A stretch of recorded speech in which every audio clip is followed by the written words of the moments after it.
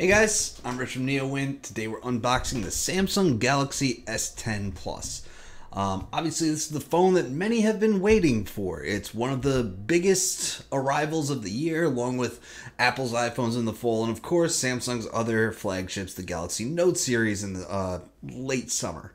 Okay, so this is one of the first phones announced to use Qualcomm's Snapdragon 855 platform. That's Qualcomm's newest chip, and it's awesome. I mean, it's the next gen chip. Obviously, we keep seeing major performance improvements year over year from Qualcomm's latest chipsets. And of course, you're going to see this chipset from other phones throughout the year. You're going to see it in LG's new flagship. Well, LG's new flagships do have the G8 and the V50. There aren't a whole lot of Android big like HTC might not do anything. Who knows? You'll probably see it in the Google Pixel later on this year. That usually comes out in the fall. So, a couple features that Qualcomm boasted about in this chipset. And it was great because they announced it at the Qualcomm Snapdragon Technology Summit in Hawaii in December, and they showed off an ultrasonic fingerprint sensor, which is an in-display fingerprint sensor that it can read your fingerprint it can read your fingerprint in with contaminants on it. So it should work if your hand is dirty or if it's wet. And someone else pointed out that they showed this off a couple years ago, and they would just be like, Samsung. And so we kind of knew what was coming out of this phone. Another thing is that the chipset now supports recording video in HDR10 Plus, and HDR10 Plus is a Samsung thing. So again, we knew it was coming. Portrait mode video was a new feature of the chipset, so that's also a feature of this phone. So let's get this open. One thing I noticed is all the paperwork sits at the top here. Inside there's a SIM pin. There's going to be some paperwork inside of here. All right. Whoa, that's way more. This device includes a pre-installed screen protector. If you remove it and want to use a different screen protector, make sure it allows for use of all touchscreen features, including the ultrasonic fingerprint sensor. So yeah, that is an issue that people have reported on. I did take this out of the box earlier today because I was in the city for a T-Mobile event, which is where I got this, and I wanted to test out the camera a little bit while I was there. So I did set it up, so we're good to go over here. I didn't look at anything else that's in the box though. We have a adaptive fast charging power adapter. So this does have a USB Type A port on it. So somewhere else in this box is going to be a Type A to Type C adapter. Over here we have a Type C to Type A adapter. Not the kind of adapter I was talking about. I meant for charging. Yeah. So over here, this is our charging cable. If I could just get this out. Here we go. There's our Type A to Type C cable that I was talking about. Okay.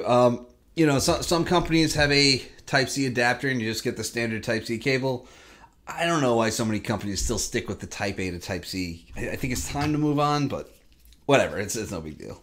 I think most of us have plenty of Type C chargers in our homes by now. It also comes with headphones. Okay, standard 3.5 millimeter AKG headphones. So that kind of bums me out. I'd love to have seen Galaxy Buds in here or something, but hey, Apple doesn't do it either. Apple bundles lightning earpods, and you know, that's just what you get. So what's new with the Galaxy S10 Plus? All right, so there's a lot that's new, and there's a lot that Samsung is just already good at. Because Samsung's displays are best in class.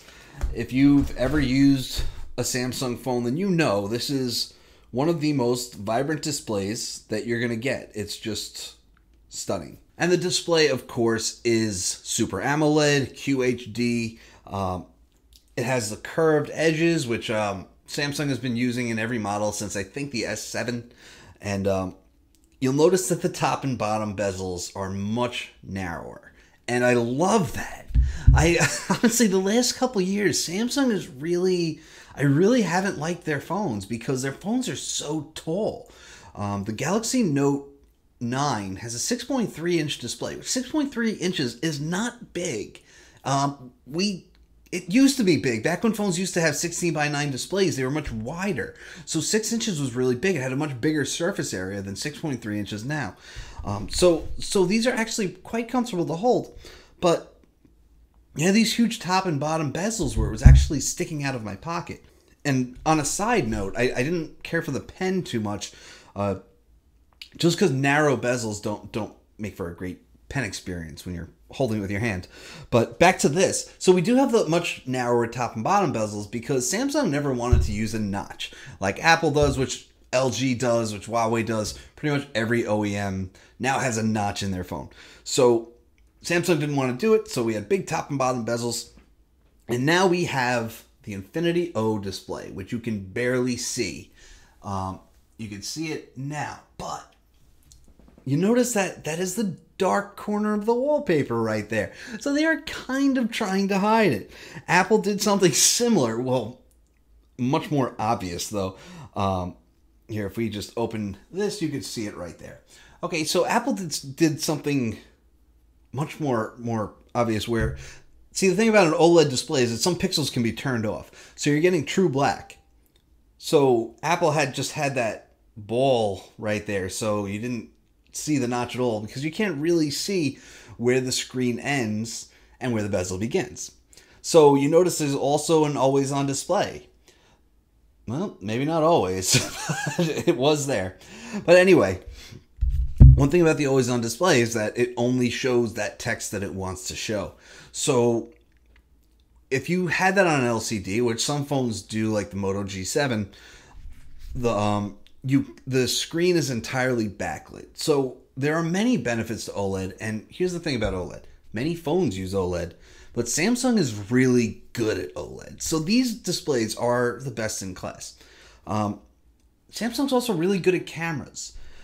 The thing about cameras, though, is that I don't think it stands out as much as these beautiful displays because so many companies now are good at cameras. And I think for most consumers, those cameras are good enough. So Apple, LG, Huawei is amazing, Samsung. And so, you know, I don't care for Motorola's cameras too much.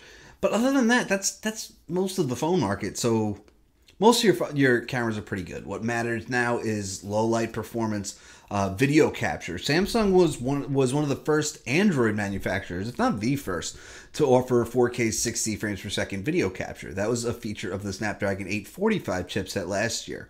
And obviously that's now included in the 855. So you got things like portrait mode video now with the 855 and HDR10 Plus. And the great thing about that is that there's no limitations to that. So for some, you might have expected that portrait mode video, like, that's great, but you can only do it at 1080p. No, you can do it at 4K 60 frames per second. So then also one other new feature is the ultrasonic fingerprint sensor. Now, I've never ever liked Samsung's fingerprint sensors. That's one thing that I've never felt like Samsung did too well. You remember back in the day, I think it was up until the Galaxy S5, they had that button on the front and you had to swipe it like that for it to scan your fingerprint reader, and it was really bad. And then Apple came out with the iPhone 5S, and that was the one where you could just press it and it worked.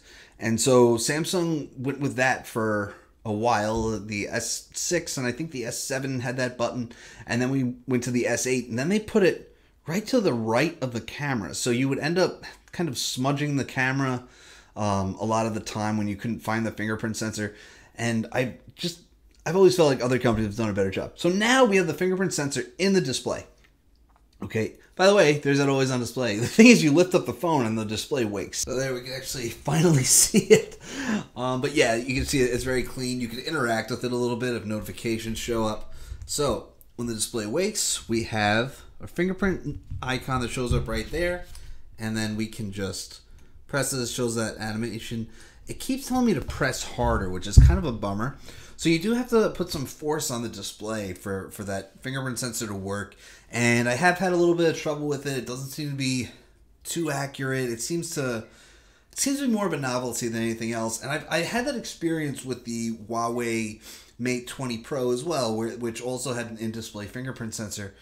And Obviously, this technology does have a while to go before it catches up to dedicated fingerprint sensors. But the point is, I'm really just not that impressed with it so far. It does other things like facial recognition. So your best bet, although it doesn't have dedicated dot projectors or anything like that for really good facial recognition or really secure facial recognition, it will be fast. And so what I like to do is turn on the fingerprint sensor and facial recognition, and then one of them just sees you and logs you in, and it works out. So a couple things. The camera app, I haven't used a Samsung phone in a couple years. I was not the one from NeoWin to review last year's model. I don't know when this ugly camera app showed up, but it might be the new One UI, and it's a terrible icon. I almost couldn't find the camera. So triple lens. Okay, so this is the wide angle, and then we have a regular, and then 2x. So basically how it works out, 2x, 1x, 0.5. Okay, so it works out pretty well. Nice round numbers there. Live focus, so that's portrait mode. Video, I like to record 4K 60 frames per second video, and I love that Samsung has kind of embraced that, because what's really cool about that is that you don't have to choose between a high resolution and a high frame rate, and that to me is key, because you really shouldn't have to. For a while we had 4K 30 frames per second and 1080p 60 frames per second, and I always went with 1080p 60 frames per second because I like the smoothness of a high frame rate video, but that's just me. So we can pull down our quick settings here, and there are plenty. Kids Home Night Mode, Dolby Atmos, which we should probably just keep that on. But anyway, yeah, edge lighting, that's been a feature for a while. Navigation bar, what happens if... Oh, okay, so then we have a... Alright, we'll play with that later on. We're going to go with navigation buttons. We're going to just keep those and we'll play with that later. But what I really wanted to show was wireless power share. Okay, so we turn this on, and this will put the center of your phone back to back with another device. Okay, so we're going to put this on here, and I'm going to pull out the Mate 20 Pro here and just put it on here. And boom, the phone is charging. So this is a really cool feature, and the Mate 20 Pro was the first one to actually do it. So it's basically reverse wireless charging. Samsung has used wireless charging in its devices for years and years and years and years, and so now you can actually use this device to power another device, and it's super useful. I can't wait to test it, because I can't wait to see if it sucks, because like I said, this device was actually the first to do it, and it's not good. So, like, here's the thing.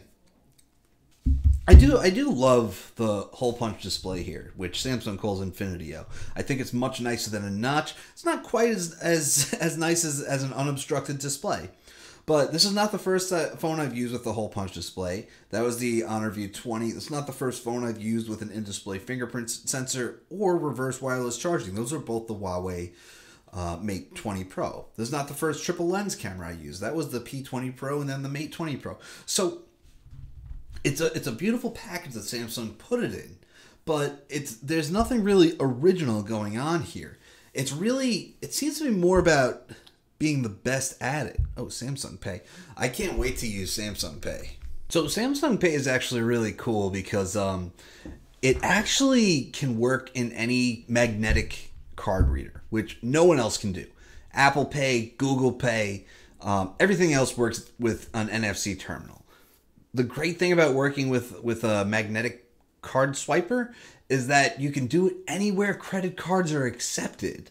You don't need to see a sign that says supports Samsung Pay. Everything just supports it. So this is going to be really cool. But that's the Samsung Galaxy S10 Plus, and I'm going to pull this part off finally. It's interesting. There's a little cutout in the back plastic, as if there was supposed to be a fingerprint sensor back here, and it's not.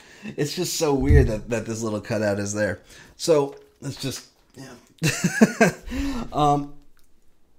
On first glance, okay, I would say that this is the the first. I don't know why it's showing me seconds now, and it's distracting me.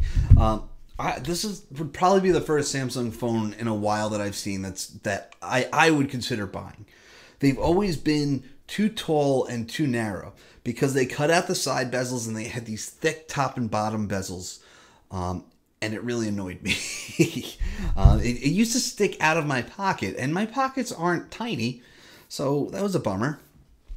And I like what they've done. I think they've done a lot of smart things with this phone, and they've kept the things that they've always done well, which is they have a beautiful display still. The Super AMOLED, Samsung has used Super AMOLED probably since day one, and it's gone through multiple generations since then. Samsung makes great displays, there's no doubt about that. And that's important because this is what you're looking at. It needs to be pleasant to look at. The timer's gone, but it needs to be pleasant to look at. You have to look at your photos and say like, wow, that's beautiful.